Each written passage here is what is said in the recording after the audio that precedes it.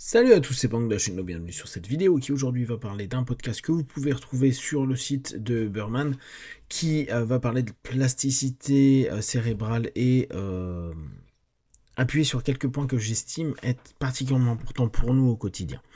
Vous savez, depuis quelques mois, je suis beaucoup axé sur le principe d'effort et d'expliquer que plus vous allez prendre de l'âge et plus vous allez devoir faire des efforts. Ce qui est intéressant, c'est que ces efforts, même s'ils ne vous permettent pas d'atteindre les objectifs que vous souhaitez, vous permettent d'avoir des bénéfices. Pas forcément ceux que vous attendez, mais ça, c'est un autre point. Dans ce podcast, il y a j'allais dire Killman, mais non, c'est je retrouve ça, Killguard, je crois, Killguard, qui est un grand neuro sur le sujet. Et ce qui est intéressant, c'est que dans leur échange, ils nous réexpliquent pas mal de choses, notamment qu'il y a bien sûr une plasticité développementale qu'on retrouve en mode éponge quand on est un enfant, mais il n'y a absolument pas de problématique pour que l'on puisse utiliser une plasticité même à un âge avancé. C'est d'ailleurs Killguard qui a débunké ça dans la fin des années 90, donc normalement on devrait pouvoir se dire, oui bon bah même si c'est compliqué et fort, je vais avoir la possibilité d'apprendre une nouvelle langue, je vais avoir la possibilité de développer de nouveaux réseaux, j'ai fait un AVC ou quelque chose comme ça. Ça va être compliqué, ça va être long, ça va être dur, mais c'est totalement possible. Donc ces notions-là sont intéressantes. On sait d'ailleurs qu'on peut avoir des alternatives, c'est-à-dire que ce qui a été par exemple complètement abîmé suite à un AVC, et on n'est plus capable de faire officiellement avec cette aire-là quelque chose, le cerveau est capable de retrouver des connexions qui vont avec un autre circuit créer les mêmes phénomènes. Donc ça c'est vraiment quelque chose qui est super intéressant. J'utilise quelques points qu'ils ont partagés. Je vous invite à écouter le podcast. Il est un peu long. Il doit durer 3h30 en anglais. Alors, la notion selon laquelle les 6 premières années sont la seule période critique pour l'apprentissage est dépassée. Okay.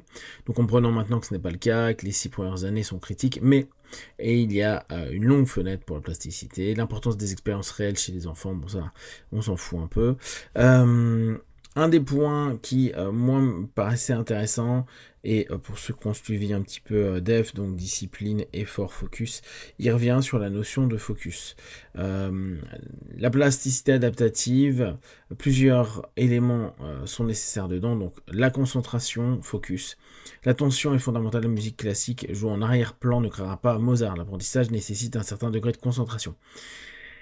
Et on revient sur cet élément, il est revenu aussi beaucoup dessus qu'il garde à concentrez-vous. Concentrez-vous, c'est vraiment essentiel. Si vous laissez, par exemple, vous écoutez un podcast sans être concentré dessus, oui c'est bien, il y a des infos que vous allez retenir, vous ne faites pas assez d'efforts, on va arriver après à ce qu'il appelle friction, et ce mot-là je pense que je vais l'utiliser beaucoup. Vous n'allez pas parvenir à bien mémoriser, ou à très court terme. En gros, le temps que vous avez l'impression de vous dire j'apprends des choses, il y a de fortes chances que si vous ne le réécoutez pas, si vous prenez pas de notes, si vous n'êtes pas encore moins attentif, etc., oui, c'est cool, vous aurez passé 1 heure, 2 heures de podcast super sympa. Ouais, j'ai écouté 10 000 podcasts cette année. D'ailleurs, c'est amusant, il y a plein de gens, moi maintenant, mais il y a quelques années, qui nous faisaient je suis un gars qui a écouté 6 000 podcasts, blablabla. Oui, super, tu peux les avoir écoutés. Est-ce que tu as pris 6 000 notes sur le podcast? Est-ce que les 6 000 notes, tu les as relues? Est-ce que tu les as fait à la main ou tu as demandé que ce soit une IA qui les synthétisait pour toi? Est-ce que tu as réellement écouté avec une attention ou est-ce que tu as simplement regardé vaguement les synthèses? Ça, c'est quand même quelque chose de particulièrement important. La friction, donc, ce que moi je pourrais appeler l'effort, il doit y avoir un effort, un travail auto-généré. Ça c'est intéressant, auto-généré, pas une sémantique moi que j'utilisais beaucoup, mais je trouve que c'est intéressant. Donc un travail auto-généré. Les expériences trop faciles ou passives ne sont pas aussi enrichissantes pour le recablage cérébral. Il doit y avoir un élément de friction, qu'il y ait un élément de travail auto-généré. Des expériences réelles comme la plongée ou l'apnée impliquent des défis et de l'inconfort qui contribuent à un apprentissage plus profond. Après, il rajoute un élément qui est très très intéressant pour nous tous, et d'ailleurs sur lequel l'hypnose peut vous aider si vous avez des problèmes, c'est le sommeil. Il y a un gros feedback positif sur le sommeil, donc n'hésitez pas écouter des MP3 ou rencontrer des hypnos pour bosser vos problématiques de sommeil. Pourquoi? Parce que lui, il estime que c'est là où il y a une grande partie du recablage neuronal qui se produit, notamment pendant le sommeil paradoxal et le sommeil profond. Donc le sommeil est quelque chose de clé. Alors, il donne un élément que je trouve intéressant qui est de dire que penser à une expérience à contre-coup est une forme de recablage cérébral. La relecture mentale, la tenue d'un journal ou la discussion des événements renforce l'apprentissage de la mémoire. Tout ça, c'est des choses que vous connaissez très certainement. C'est pas dit que vous le faites.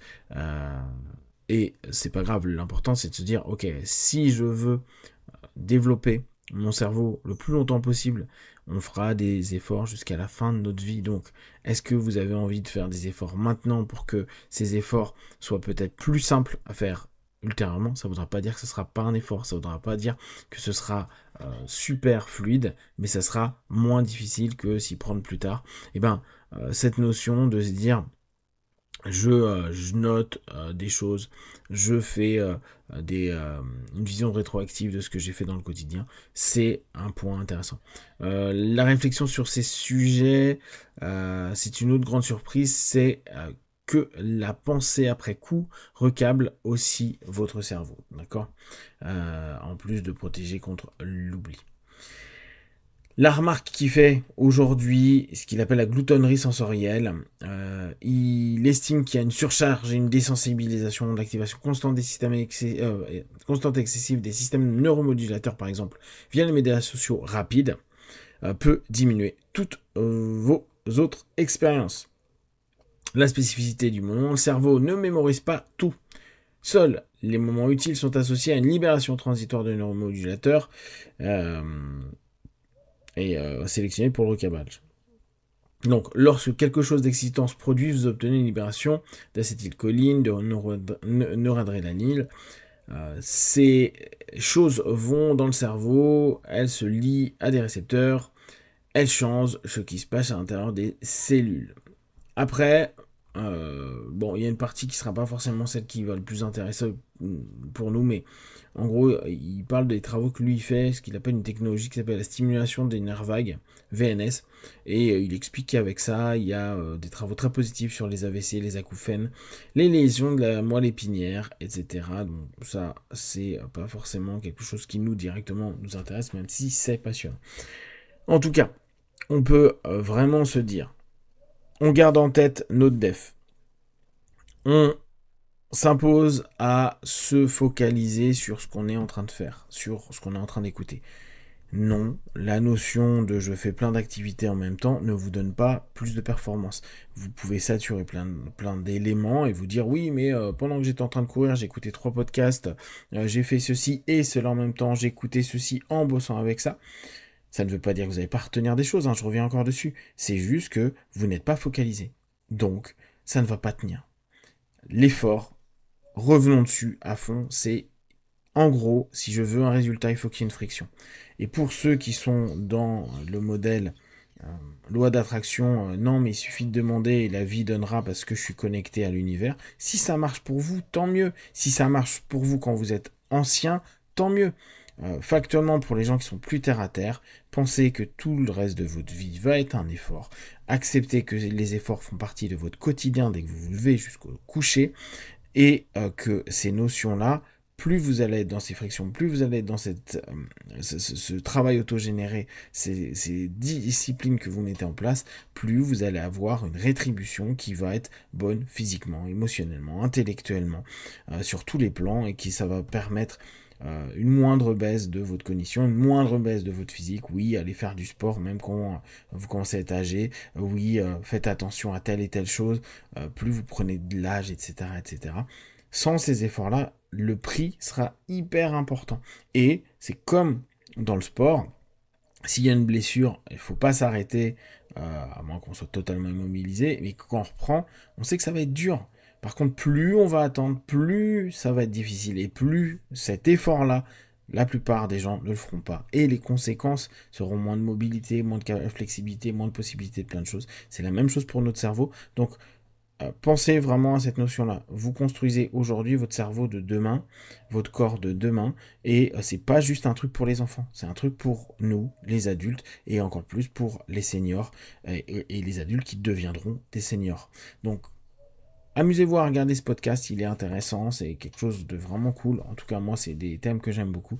N'hésitez pas à créer de la friction, et sur ce, ne prenez que ce qui est bon juste pour vous tester, analyser et conclure. Be one, ciao.